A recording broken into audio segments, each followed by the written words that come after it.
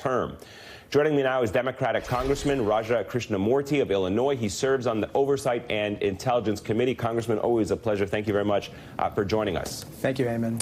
Thank you. Let's talk a little bit about what the 2018 playbook lessons that could be applied in 2020 are. Is this a whole different ballgame, or are there some things that you guys have taken away from 2018 to apply to 2020? I think there's a lot of dissatisfaction with President Trump in all these districts that you talked about, those 30 Trump districts where Democrats currently represent the constituents. And I think that focusing on some of those key kitchen table topics, such as making sure that we lower the price of prescription drugs and health care in general, cleaning up the corruption that unfortunately has engulfed the Trump administration, and then making sure that we prepare Americans for good-paying jobs and the economy of the future are all topics that Democrats tend to do very well in, and we should focus on those. So do you think that the candidates running in 2020 presidential as well as Congress, the Senate, have to do a better job or a different job in terms of pushing issues and agenda and policy-specific topics, or is it all about, as Mike Bloomberg says, defeating Trump? I think that we have to obviously have a positive vision, even at the same time that we contrast ourselves with President Trump. So, for instance, when we talk about our plan to lower prescription drugs, making sure that the government can negotiate the price of prescription drugs for Medicare Part D, as well as a number of drugs that even are used by in the private sector market, that's something that goes over well. So we should focus on topics like that, as well as universal background checks, that's H.R. 8, and other similar measures which are very popular. Let's talk a little bit about the president's so-called revenge tour, where he is propping up or at least appearing to interfere in some of the cases involving his allies and at the same time going after some of his enemies. I want to ask you about the Attorney General, Bill Barr, and all of this, how he has handled the Roger Stone sentencing recommendation issue.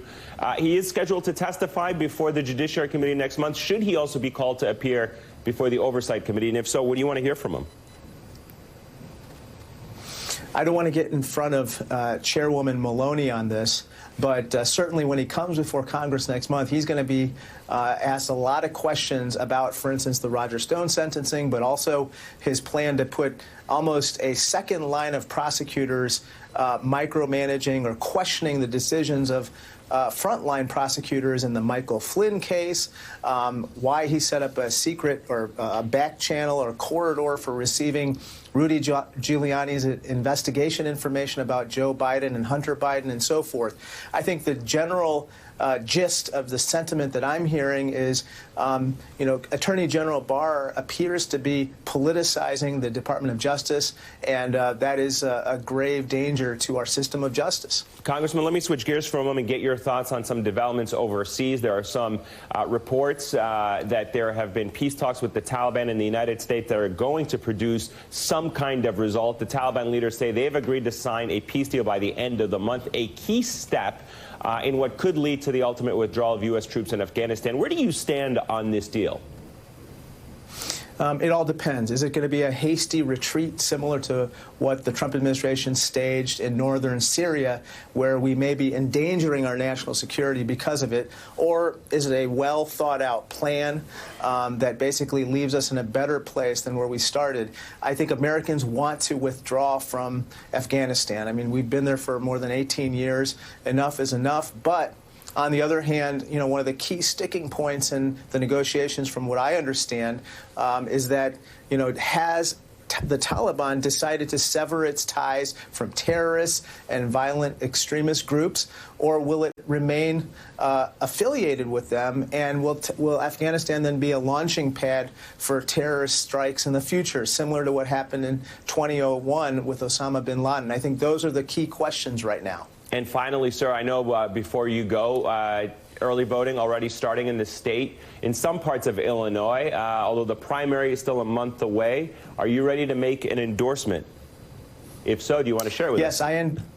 Yes, I endorse myself. I'm up for re-election in the same primary. With regard to the presidential contest, I have no plans for endorsing, and at this point, I'm fully prepared to support whoever the nominee is in the Democratic Party. That person will be a huge improvement over President Trump. All right, Congressman, if you, for any reason, decide to change your mind, you have a standing invite to come back and share that presidential endorsement with us. Good luck to you. Congressman Raja Krishnamoorthi of Illinois. Thank you. Always a pleasure.